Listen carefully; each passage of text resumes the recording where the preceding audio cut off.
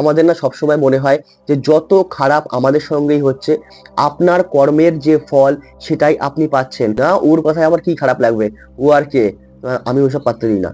নিজের মায়ের হাসি মুখটা মনে করে নিন। হ্যালো পজিটিভ সোলস, কেমন আছেন আপনারা? আশা করছি সবাই খুব সুস্থ আছেন, ভালো আছেন আর আনন্দে রয়েছেন। আজকে আমরা আলোচনা করব একটা নতুন বিষয় নিয়ে, যে ইউনিভার্স সবসময় আমাদেরকে গাইড করছে। হ্যাঁ, এক্স্যাক্টলি আপনারা ঠিক শুনছেন।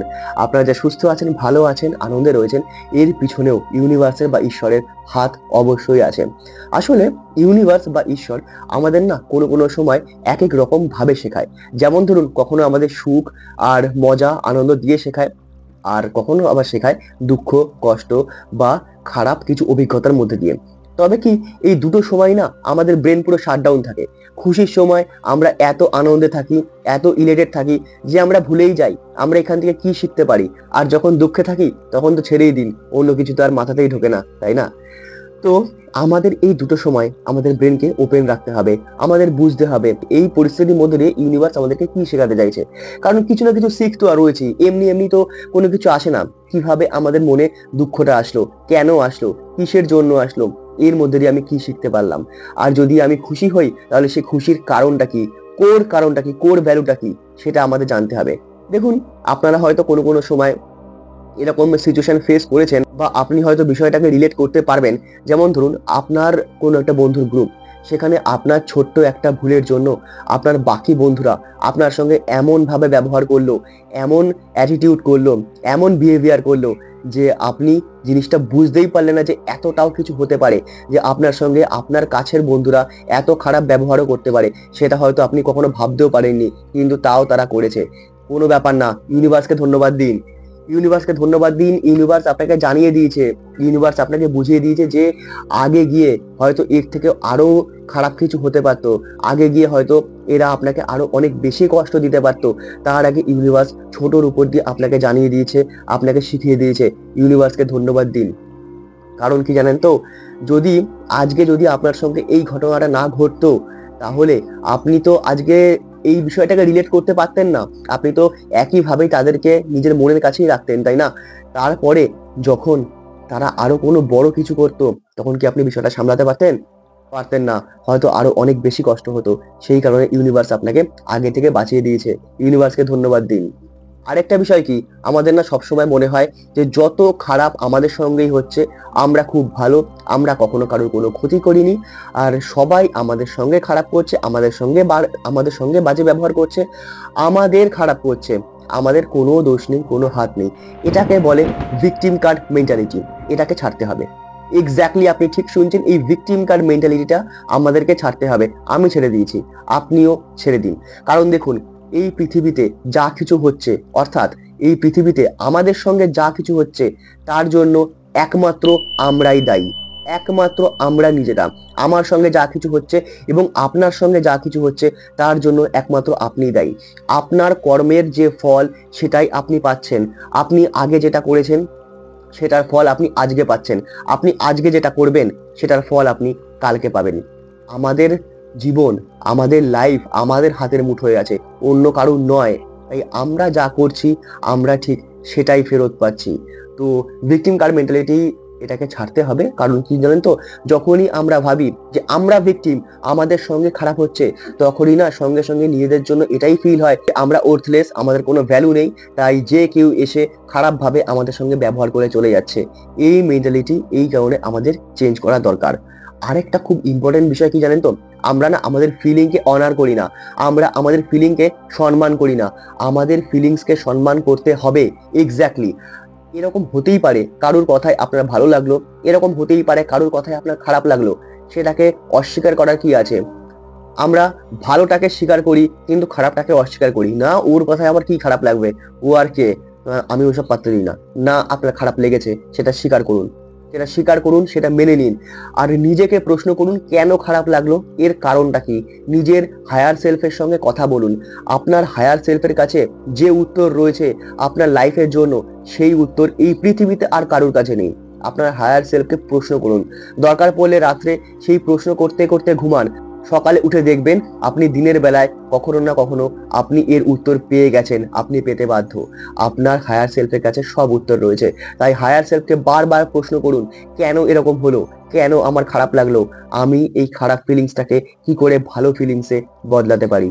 ওকে, এছাড়াও না ইউনিভার্স আমাদেরকে অনেক সময় অনেক চ্যালেঞ্জেস দেয়, অনেক প্রবলেম দেয়। তাই সেই প্রবলেমকে ভয় পাওয়ার কিচ্ছু নেই। কারণ কি জানেন তো, ইউনিভার্স যখন আপনাকে কোনো প্রবলেম দিয়েছে, কোনো চ্যালেঞ্জ দিয়েছে, তার মানে মনে রাখবেন সেই চ্যালেঞ্জকে সলভ করার যোগ্যতা বা অকাদ আপনার মধ্যে রয়েছে। না হলে ইউনিভার্স আপনাকে সেই প্রবলেম বা সেই চ্যালেঞ্জ দিতই না। দেখে মনে হচ্ছে অনেক বড়, খুব টাফ, খুব কঠিন, আমার দ্বারা হয়তো সলভ হবে না, হবে আপনার দ্বারাই হবে, আপনার দ্বারাই হবে। আপনার কাছে যখন প্রবলেম এসছে তার মানে আপনার দ্বারাই সলভ হবে। ঈশ্বর জানে, ইউনিভার্স জানে, একমাত্র আপনি এটা সলভ করতে পারবেন, তাই আপনাকে সেই প্রবলেমটা দেওয়া হয়েছে। আর এই প্রবলেম থেকে অনেক কিছু শেখার আছে আমাদের। তাই সেই প্রবলেমকে ফেস করতে হবে আমাদেরকে, সেই প্রবলেমকে নিজের করে নিতে হবে, তাকে আসতে দিতে হবে। যখন সে চলে এসছে তখন সেই প্রবলেমের উপর ফোকাস নয়, তার সলিউশনের উপর ফোকাস, কি করে আমরা এর সলিউশন পাবো। তার কারণ কি জানেন তো, যখন একটা প্রবলেম তৈরি হয় না, সঙ্গে সঙ্গে একইভাবে তার সলিউশনও তৈরি হয়ে যায়। তাই প্রবলেম যখন আছে তার সলিউশনও আছে। এটাকে আমরা একটা ছোট্ট গল্পের মধ্যে দিয়ে বুঝতে পারি। যেমন ধরুন আপনার কাছে দুটো বাচ্চা আছে, ঠিক আছে, একজনের বয়স 10, একজনের বয়স 6। আপনার কাছে দুটো ব্যাগ আছে তার সঙ্গে, একটার ওয়েট হচ্ছে আপনার ধরুন 4 কেজি, একটার ওয়েট হচ্ছে আপনার 2 কেজি। এবার আপনি বলুন আপনি কোন ব্যাগটা কাকে দেবেন। অবশ্যই যেটা ভারী ব্যাগ সেটা আপনি 10 বছরের বাচ্চাকে দেবেন, আর যেটা 2 কেজির ব্যাগ সেটা আপনি 6 বছরের বাচ্চাকে দেবেন।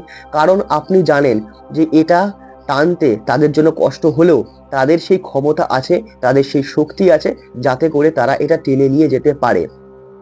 ঈশ্বরও সেটা জানে, ইউনিভার্সও সেটা জানে যে আমাদের সেই ক্ষমতা আছে, আমাদের সেই অকাদ আছে, যার মধ্যে দিয়ে আমরা সেই প্রবলেমটা সলভ করতে পারি।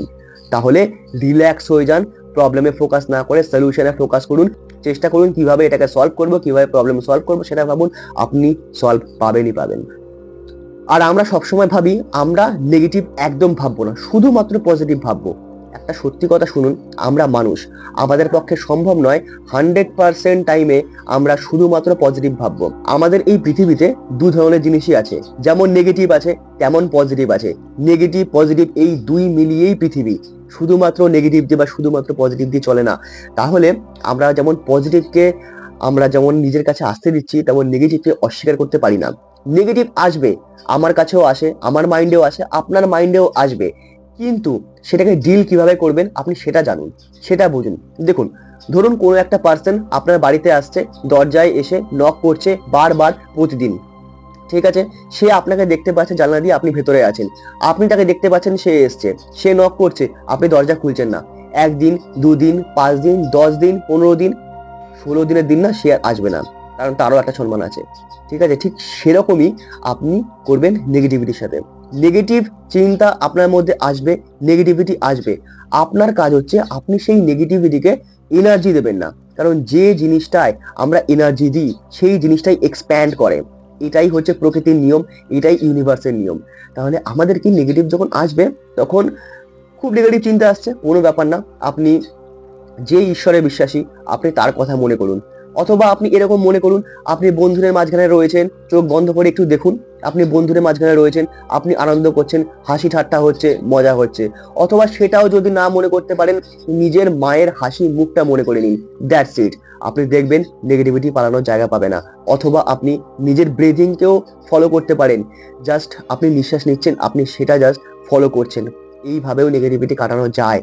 ঠিক আছে, তো আজকে আমাদের এই বিষয় নিয়ে একটু আলোচনা করার ছিল, এই বিষয়টাই আপনাদের জানানোর ছিল, তাই আমি জানালাম। আর ব্যাপার হচ্ছে যেটা আপনি শুনলেন, যেটা আপনি বুঝলেন, আপনার কাজ হচ্ছে সেটা আপনার লাইফে অ্যাপ্লাই করা। কারণ যত অবধি না আপনি আপনার লাইফে নলেজকে ইমপ্লিমেন্ট করবেন, তত অবধি সেই নলেজের কোনো দাম নেই। কারণ শুধু নলেজ না, আমাদের চাই উইজডম। উইজডম মানে কি, knowledge plus experience is equal to wisdom. ঠিক আছে, তাহলে একটা পজিটিভ নোটের সঙ্গে এই ভিডিওটা আজকে আমি এখানেই শেষ করছি। দেখা হচ্ছে পরের ভিডিওতে, আর তত অবধি think positive, do positive, you will receive positive.